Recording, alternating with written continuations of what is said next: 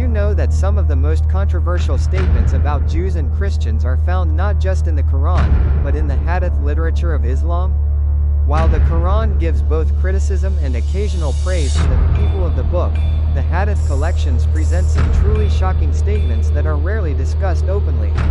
In this video, we reveal the Hadiths that scholars acknowledge, extremists abuse, and reformers debate. This Hadith is cited in numerous Islamic eschatological texts. While some scholars say it's metaphorical or refers to end-times conflicts, it has also been used by radical groups like Hamas in their official charter. This Hadith is commonly referenced in Islamic rulings that forbid celebrating Christmas, wearing Western clothes, or adopting non-Muslim practices and friendship.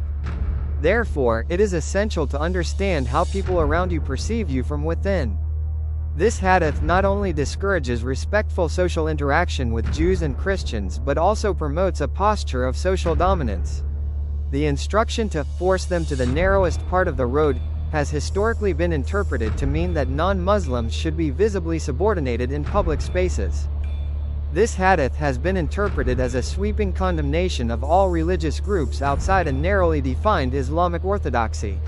It implies that Jews and Christians, despite their scripture and belief in God, are not just mistaken but eternally damned.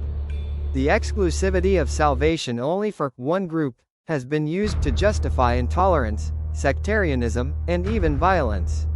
It reinforces the idea that even religious diversity within Judaism and Christianity is viewed not as a search for truth, but as a deviation leading straight to hell. This Hadith contributes to rigid, exclusionary views that are dangerous in pluralistic societies. Voiceover. To our Christian and Jewish viewers, this video has explored difficult and disturbing content material that is rarely brought to light. These Hadiths have played a major role in shaping views and policies that, historically, contributed to discrimination and exclusion. But truth, no matter how uncomfortable, must be seen to be understood.